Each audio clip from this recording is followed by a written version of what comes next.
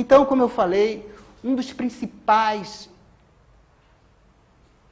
obstáculos para os relacionamentos, e exatamente porque não deixa criar uma verdadeira autoestima, é o medo. E os medos são de várias ordens, mas os únicos medos que a criança normalmente traz, o medo é instintivo, todo ser humano tem, os animais também têm medo, a gente herdou isso deles, porque é uma questão até de instinto básico, não é? Ou enfrentar ou morrer, fugir, a luta ou a fuga. Mas as únicas coisas que um bebê tem medo é o do som alto e o medo de cair. Fora disso, ele não tem medo de mais nada.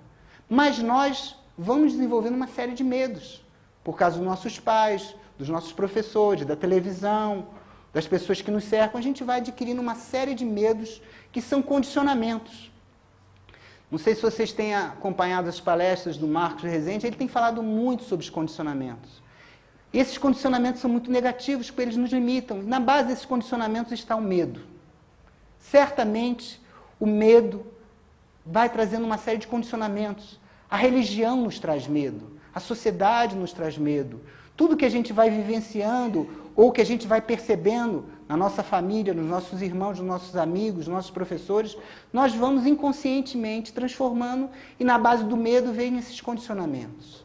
Então é uma série de medos que a gente vai desenvolvendo. Eu tenho medo de ter dor, eu tenho medo do escuro, eu tenho medo de animais, de cachorro, de gato, não é? Às vezes é um gato mansinho, está no colo, não, mas fala, o gato aí e eu aqui, não é? A gente tem medo da rejeição, como eu falei, por exemplo, os medos sociais que estão na base da autoestima, porque eu não fui amado, porque eu fui abandonado, ou porque me senti rejeitado, ou abandonado, ou excluído. Eu começo a desenvolver uma rejeição, uma crítica, eu tenho dificuldade de falhar, eu tenho dificuldade de falar em público, eu tenho dificuldade em ter um bom relacionamento com as pessoas. Eu não vou falar com uma pessoa que eu não conheço, eu não vou falar com uma pessoa que está olhando assim diferente para mim, ou eu vou ter dificuldades.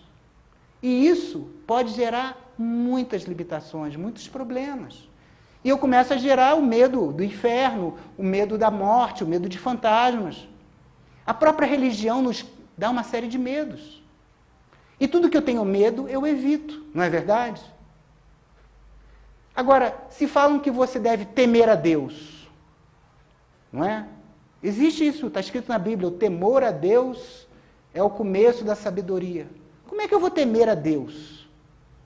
Se a gente for olhar a verdadeira Escritura, não está escrito temor a Deus. Porque se eu temo a Deus, se eu acho que Ele é todo misericordioso, eu vou buscá-lo e não vou ter medo dele. Na verdade, a verdadeira tradução deveria ser a reverência e não o temor. A reverência a Deus é o começo da sabedoria e não o temor a Deus. Não é? Ao Senhor dos Exércitos, ao Deus vingativo. Esse é um Deus criado por uma religião que é uma religião que não deveria fazer com que isso acontecesse, porque o Deus verdadeiro deve ser todo misericordioso, todo bondade. Mas se eu acredito que existe um inferno, e que se eu não me comportar bem, se eu for um pecador, eu vou para o inferno permanente, eterno, realmente eu vou ter medo desse Deus. E ao invés de eu procurar a religião, ou procurar a Deus, eu vou fugir dele. Porque o medo me faz evitar aquilo que eu temo. Será que isso não é claro para vocês? Então a gente tem dificuldade. Se eu temo o meu pai, devo amar meu pai, aí existe um mecanismo de contradição. Meu pai diz que quer o meu bem, mas ele me bate, ele me espanca, ele me ameaça. Se eu não tirar uma nota boa, eu sei que eu vou para um castigo, que ele vai me ridicularizar, que ele vai me bater. Como é que eu posso amar alguém que me espanca? Como é que eu posso amar alguém que eu tenho medo? Onde existe amor, pode existir o medo? O medo e amor podem conviver? Será que numa relação marido e mulher, se você tem medo do seu marido porque ele bebe, porque ele te bate, será que existe amor? O amor é inclusivo, o amor é expansivo, o medo paralisa.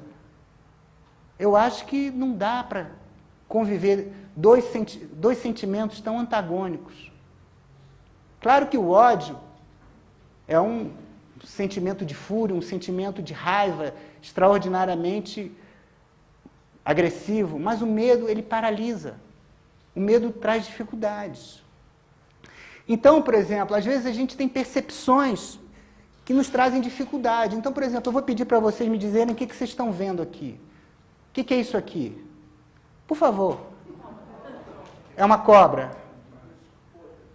Outras pessoas podem falar. Oi? É uma cobra de mentira. 2 cobras. Quem mais? Um cara segurando a cobra. Ah, mas que emoção ou que sentimento traz a cada um de vocês quando vocês veem esse objeto que eu trouxe aqui? Oi? Medo. Para você não traz medo. Traz o quê? Oi? Curiosidade. O que mais? Tensão. Oi? O que mais que traz? Que sentimento ou que sensação?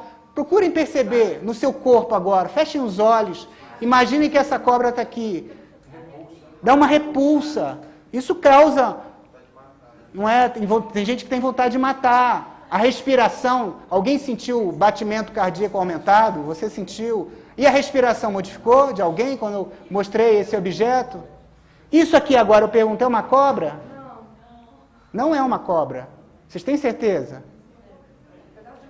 Parece, mas não é. Eu posso afirmar a vocês que isso aqui não é uma cobra. Isso aqui é um objeto artesanal feito de madeira para parecer uma cobra. Mas não é uma cobra. Mas, no entanto, muitas pessoas não são capazes de tocar nisso aqui. Porque parece uma cobra e vai lhes trazer um medo horroroso. Mas eu vou deixá-las aqui, porque senão atrapalha a nossa palestra. Porque tem pessoas que podem até ir embora por causa disso aqui. E não é a nossa intenção causar medo, repulsa, raiva ou vontade de matar. Mas, no entanto, isso apareceu. E vocês foram honestos em revelar. Então, muitas vezes a gente podia confundir, por exemplo, uma mangueira com uma cobra, e a gente ter todos os sentimentos como se fosse uma cobra, mas porque a gente teve uma percepção equivocada.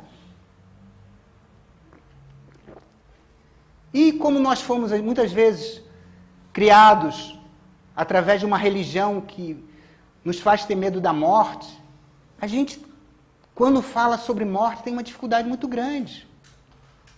Muitas pessoas têm muita dificuldade de falar da morte. E, no entanto, ela é a única coisa certa e inevitável que vai acontecer a cada um de nós. Com certeza, daqui a 100 anos, nenhum de nós vai estar vivo. Mas, no entanto, a gente vive como se não fosse morrer nunca. A gente não planeja a nossa vida, a gente não vive como gostaria realmente de viver. E talvez uma das perguntas que a gente deveria fazer a cada um de nós é: o que eu pretendo fazer realmente antes de morrer?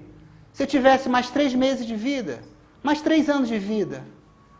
Às vezes eu pergunto isso para os meus pacientes, e muitos deles viveriam totalmente diferente do que vivem. Eu largaria tudo, eu ia fazer uma viagem e tal. Eu falo: olha, você não ganhou na loteria, você só tem mais 3 meses de vida. E, no entanto, eles não fariam mais nada do que eles estão fazendo. E, no entanto, eles continuam vivendo como se não fossem morrer.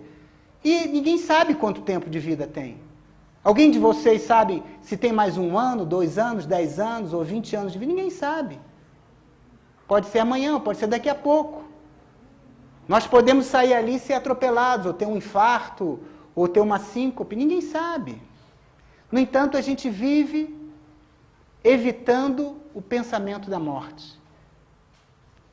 Ou de fantasmas, ou de outras coisas. E quem tem fobia, então, aí é que tem aquele comportamento evitativo mesmo, né? Se tem fobia de cobra, já sai correndo. Ou de ratos, ou de baratas. Você pode desenvolver uma série de medos ou fobias de diversas coisas. Mas, para que a gente se entenda melhor, para que a gente tenha um conhecimento verdadeiro de si mesmo, é importante que a gente faça uma integração dos valores. Porque existem todos os tipos de valores. E nós estamos numa sociedade que faz com que a gente confunda os valores. Então, para que a gente tenha uma noção consciente, vamos dividir os valores em 3 tipos. Os valores universais, os valores culturais e os valores pessoais. Vamos respeitar os valores de cada pessoa, vamos respeitar os valores de cada cultura. Nós não estamos aqui para julgar, nem para criticar, nem para criar qualquer tipo de celeuma. Nós queremos apenas entender e explicar. Vamos pensar juntos sobre isso. O que são valores universais? São valores que são válidos para todos os seres humanos, em qualquer lugar do mundo, em qualquer época, em qualquer situação. Eles têm que ser universais, eles têm que ser eternos, eles têm que ser valores de raiz, como a gente fala. Então, um deles é a verdade, outro é a felicidade, outro pode ser a coragem, a intrepidez, a paz interior, o amor, a gentileza, a justiça, o respeito. Esses são valores básicos. Não importa se você é um samurai, se você é um nobre na Europa do século XVII. Não importa se você é um índio, Apache ou um índio Guarani. Não importa se você é branco, negro, amarelo. Não importa se você é pobre, rico, homem ou mulher. Esses valores são valores básicos, intrínsecos e universais a todos os seres humanos. No entanto, os valores culturais, eles mudam com o tempo e com a cultura. Por exemplo, dependendo das normas sociais, você pode ter, por exemplo, o casamento indissolúvel, mas, de repente, você pode criar a lei do divórcio, então você pode casar novamente. Tem países que aceitam o divórcio, tem países que não aceitam. Tem países, por terem muitas mulheres, se aceitam que um homem possa ter várias mulheres. Mas, no entanto, se for o contrário, também pode haver culturas como se aceitam a poliandria, que é uma mulher pode ter vários homens. Isso depende do local ou do tempo. Às vezes, quando vem uma guerra, acabam com todos os homens, vai sobrar muitas mulheres.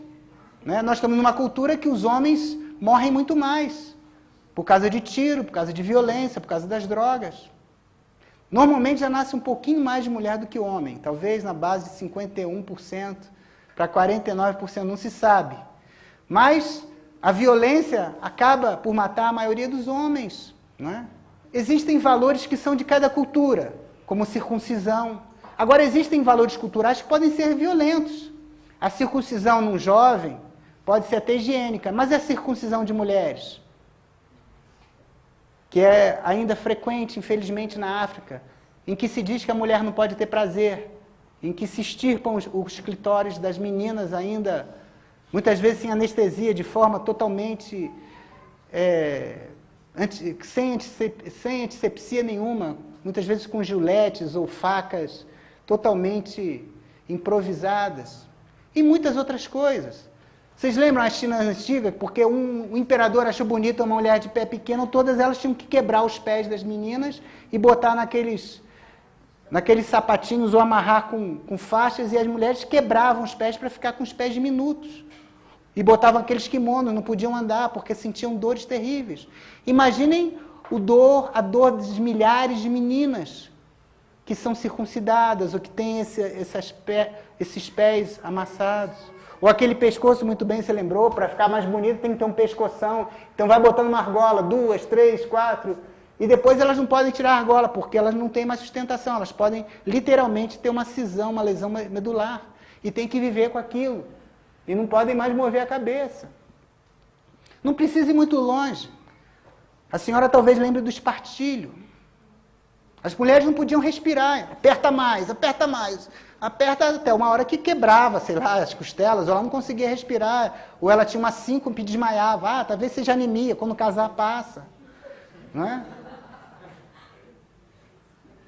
E uma série de outras coisas que nos fazem ter uma vida muito desconfortável. Mas são regras culturais, que graças a Deus muitas delas vão mudando para melhor, mas são muitas. Mas existem muitas regras culturais e pessoais, por exemplo, você pode querer ser rico, e hoje existe, por exemplo, na nossa cultura uma coisa da acumulação. Não basta sobreviver, não basta conseguir a sobrevivência, a luta pela vida, você tem que ser um vencedor.